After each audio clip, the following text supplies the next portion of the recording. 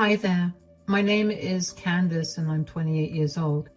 I've only just gotten free of a horrible relationship, and today I want to tell you about how I did it and ruined my ex-husband's life in the process. When I first met Harlan, we were both in high school. He was the star football player, and I was just a girl in the crowd. I never thought that he would notice me, but he did. One day, he walked up to me and asked if I wanted to go to the movies. I was so excited. From that day on, we were inseparable. We did everything together: school dances, studying, and just hanging out. After high school, we decided to get married. We were young and in love. I believed we would be happy together. Harlan got a good job at a big company, and I stayed home to take care of our house and later our children. Harlan worked at a big company that sold expensive houses.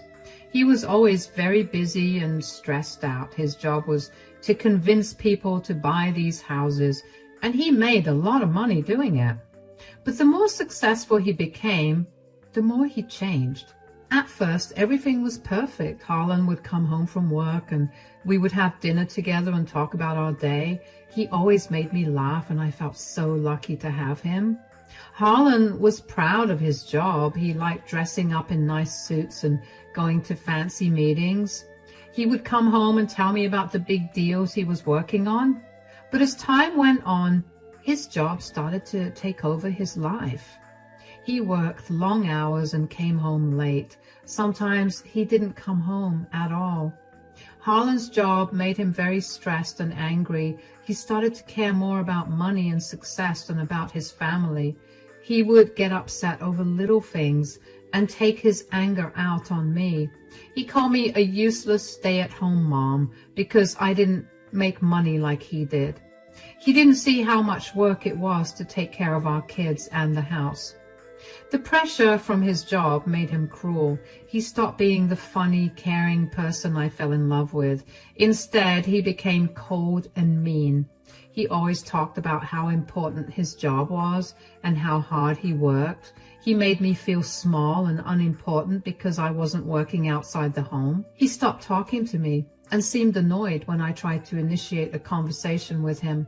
I tried to be supportive, but he became distant.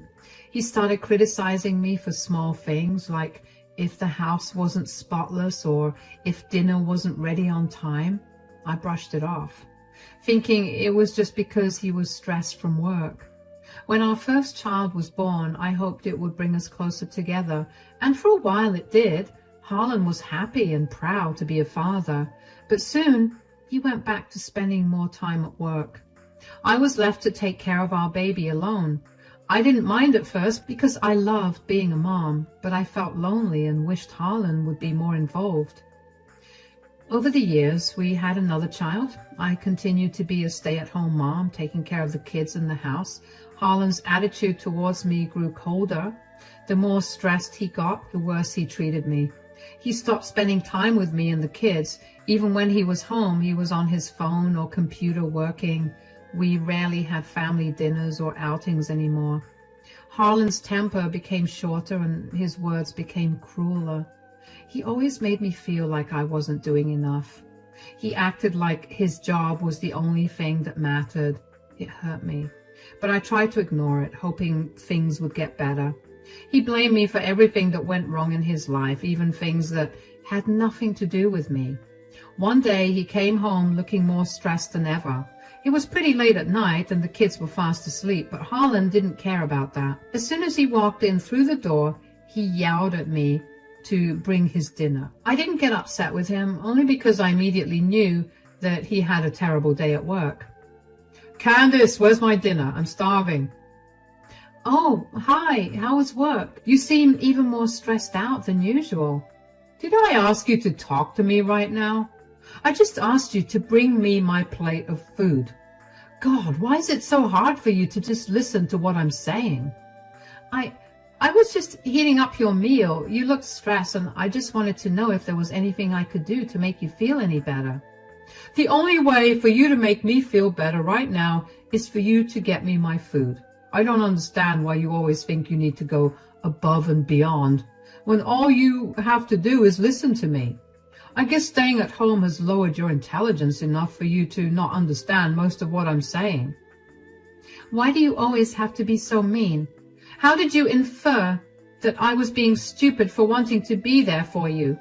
Did I tell you that I wanted you to be there for me? Do you even know what relationships are supposed to be? We're supposed to be there for each other as much as we can. So I guess I'm sorry for trying to be there for my husband. I don't want you to be there for me, Candace. That will not take away all of my worries. You know what would actually help me? A plate of hot food. That's something that a stay-at-home mother should know. It's shocking that you think that being there for me is better than providing my body with nourishment.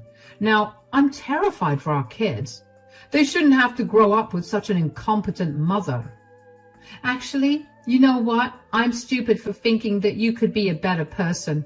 I'm stupid for hoping that things will get better for me and the kids, but clearly that will never happen.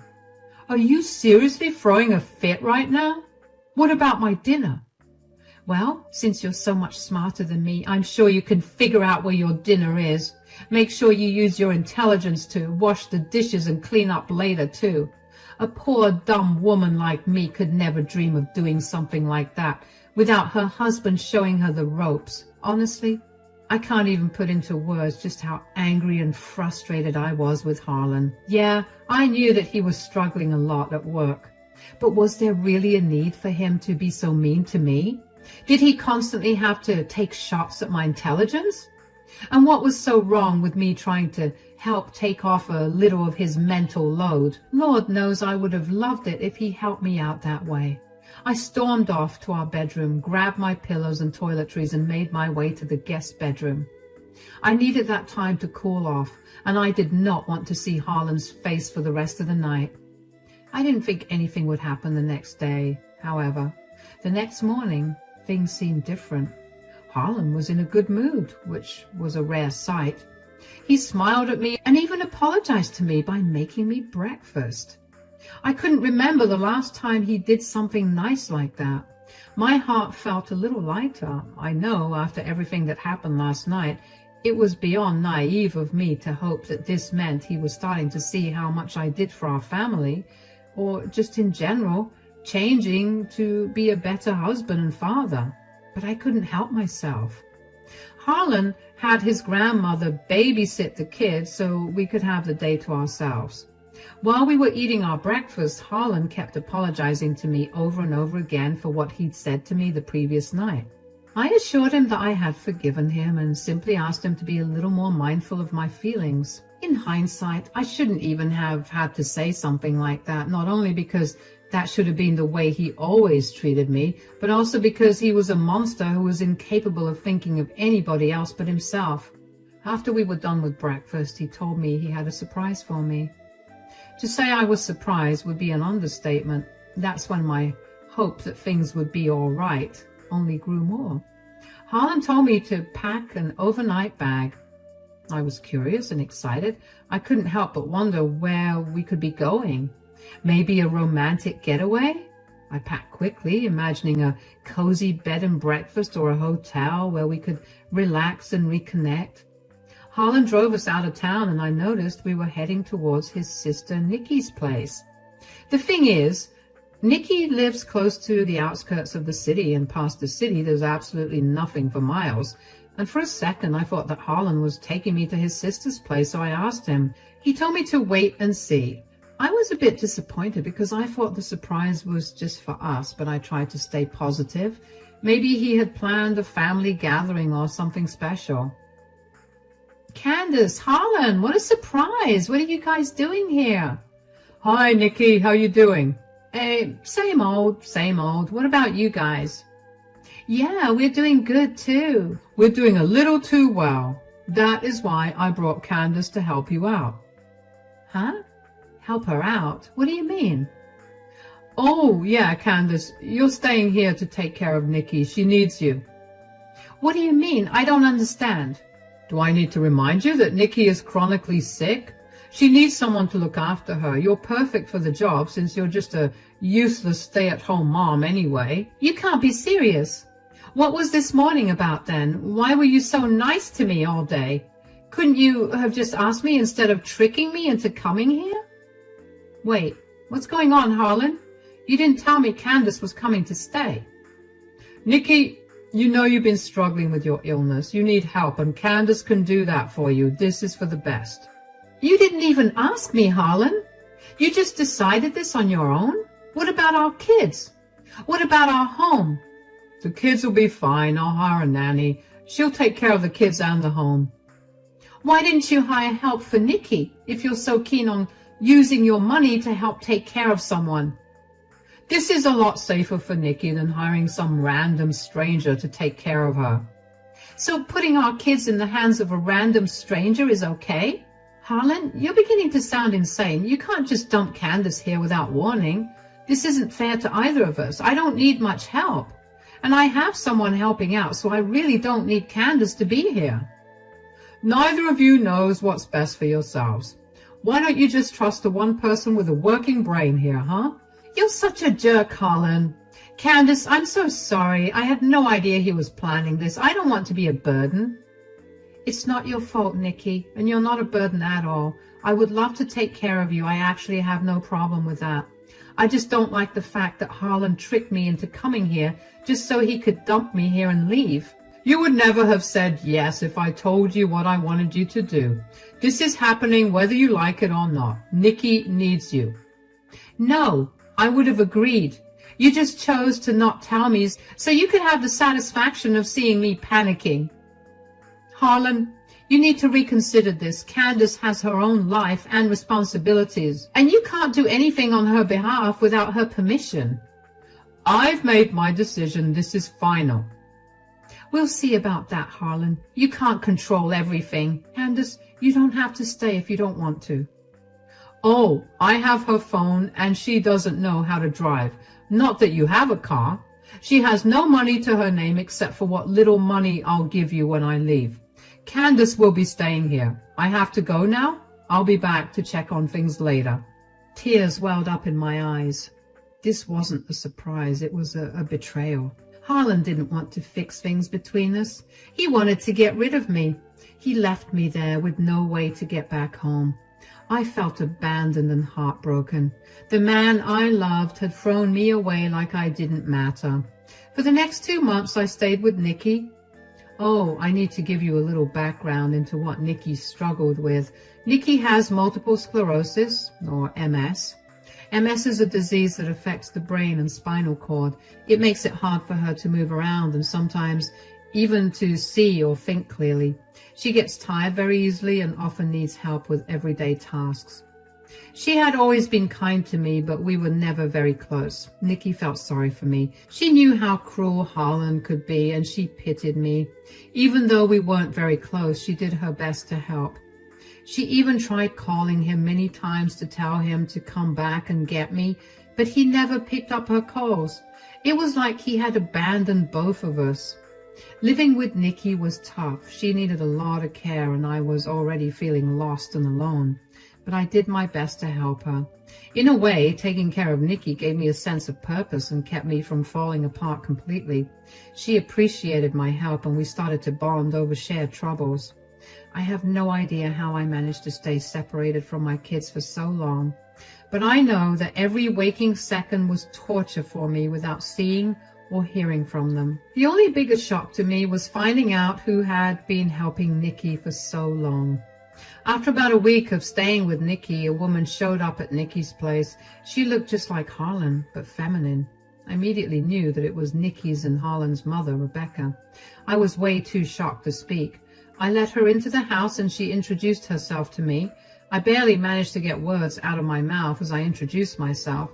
She realized that I was not in the space to be talking, so she gave me space to come to terms with what I was seeing and caught up with Nikki instead. Harlan never talked about his mother, Rebecca. He always changed the subject or got angry if I asked. I never understood why. He said she left when he was young, but that was all he told me. It seemed like a painful topic, so I stopped asking. But every once in a while, Harlan would slip up and tell me that his mother was a horrible, mean, and abusive person. By contrast, the more I watched Rebecca interact with Nikki, the more I realized that she was kind of caring and nothing like the person Harlan had described. I still didn't feel entirely comfortable with Rebecca from the get-go, but she did make it a point to come once every few days. We gradually began speaking, and one day, while we were having tea, I asked, and she told me everything that had really happened with Harlan, Nikki, and her. Rebecca, can you tell me what happened between you and Harlan? Why did you two stop talking? It's a long and painful story. When Harlan was a teenager, his father began abusing me. And by this time, Nikki had moved out of the house to attend college, so she never witnessed any of the abuse. But my ex-husband would hurt me often, and I was terrified for my life. I wanted to take Harlan and run away, but I had no money and no place to go. Oh, wow. I'm so sorry that you had to go through that. Harlan had never mentioned his father abusing you. Well, when you had only one parent to raise you, I guess you tend to idolize them and forget about all their negative qualities. Yeah, I guess I can see that happening with him. Did you have a job? Did you try to save money? I did. I tried to save money secretly, but it was never enough. One night, things got really bad. Harlan's father hurt me so badly that I thought I might die. I made the hardest decision of my life. I left to find a safe place and promised myself I would come back for Harlan. I told him I loved him and that I would return soon. But Harlan was young and didn't understand. He felt abandoned and betrayed. Oh, Rebecca, that must have been so hard for both of you. It was. I struggled for years. I worked multiple jobs, saving every penny to get a stable home where I could bring Harlan. But by the time I managed to do that, Harlan's father had turned him against me. He apparently did a great job with that. What did he tell Harlan for it to have affected him so much? He told Harlan that I didn't love him and that I left because I didn't care about our family. Harlan believed those lies because he was hurt and angry. That's so unfair. When I finally returned, Harlan refused to see me. He believed his father's stories and didn't want anything to do with me. I tried for years to reconnect with him. I sent letters, made phone calls, and even visited his house. But Harlan shut me out completely. I never stopped loving him, Candace. I did what I thought was best to survive and come back for him. But he will never forgive me, and it breaks my heart every day. I'm so sorry, Rebecca. I can't imagine how hard that must be for you. It's been so many years, and he's built up so much anger and resentment. I don't know if he'll ever believe that I left because I loved him and wanted to protect him. I feel like I've already affected him worse than his father could have. I mean, you're here for a reason too, right? I don't feel right adding more salt to your wounds. No, please tell me everything. Is Harlan a good person, a good husband, a good father? Not really. He dumped me here to take care of Nikki because he thinks I'm a useless stay-at-home mom who's only good at doing things like taking care of family. What? To his credit, he wasn't always like this, but I guess I also married him when we were practically children. We were only 18. Why haven't you left him? I don't have any funds to leave. Believe me, I would if I could. I hate the way he treats me. Like I'm his maid or just someone who's not even worthy of being glanced at. Why don't we make him pay for it then? What do you mean? Let's take our revenge on him. I just rambled on how much I love him, but believe me when I say I have my own issues with him. He has not treated Nikki right, and I want him to pay for it. Are you on board? Of course. Hearing Rebecca's story made me realize why Harlan was so cold and distant. He was deeply hurt and never healed from his mother leaving, but he never told me the truth. Instead, he buried his pain and took it out on me. He treated me like I didn't matter because he felt like he didn't matter to his mother. That did not erase or lessen any of the anger that I felt towards him. When Rebecca mentioned getting back at him, and when she said it with such conviction and confidence, I felt a fire ignite in me. I had forgotten that I could take control of my life because I got used to being under Harlan's thumb. But at that time, I wanted nothing more than to watch Harlan crumble. But just as Rebecca and I got started with discussing how to take revenge on Harlan, we heard the front door unlock. Rebecca and I froze. We knew that Nikki was asleep in her room and only one other person had the keys to Nikki's place, Harlan. When Harlan walked in and saw his mother, he froze. "Candace, what is she doing here?" "Your mom? Oh, she's being the one helping Nikki out. Did you never stop to think about who was taking care of your sister, or did you only think of it when you needed me gone out of your life?" "Oh, so she's already poisoning your mind, huh?" "Poison my mind? What are you talking about?" "The old you would never have thought of things like that. How long have you been in contact with this disgusting woman?" "Excuse me? That is your mother. Speak to her with respect." "A woman like her would never get any respect from me, and neither will women like you." "Do you really have to throw jabs at her every time you speak? Do you always have to try to interfere in my life and ruin everything?" "I don't think I'm interfering anywhere, nor am I ruining your life." "How come every time something terrible happens to me, you are involved somehow?" "Maybe it was because of you that bad things happened. You know very well that you have neglected your responsibilities to your family for years." "What are you even talking about?" "I know that you severely neglected Nikki for years. You thought me to have the right to care for Nikki. You hated me so much that you risked your sister's life. She almost died because of your neglect, and when I tried to get you charged with the crime, you paid your way out." "She's older than me, so she should be able to take care of herself." "She couldn't, and you know that. You're now abandoning your wife, and it will only be a matter of time before you abandon your kids too. And I will not let that happen. You will pay the price for all the horrible things you've done to those in your life." "You sound insane. Do you really think your stupid empty threats are going to scare me?" "You're going to have to try a lot harder than that to get me to change. I don't want to be here anymore. This place is infested with evil. Ugh." Harlan left after that, and Rebecca took a few seconds to gather herself.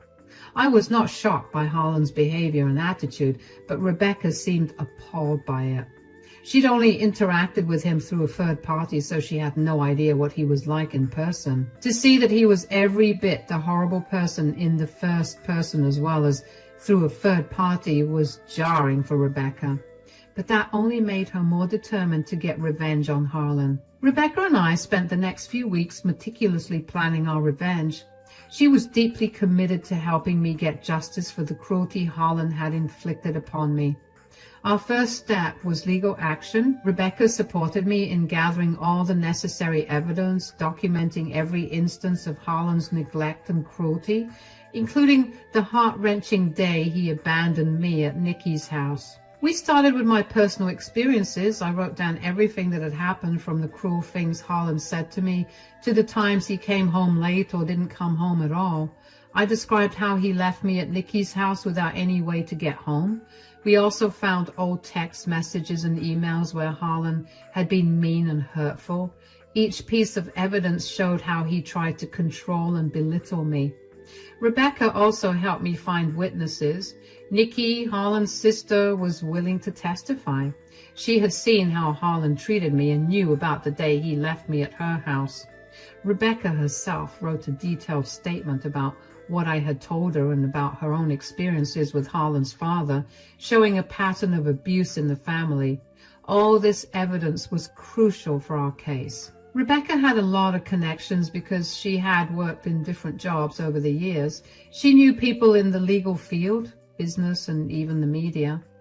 When she left Harlan's father, she had to start from scratch, working multiple jobs to support herself.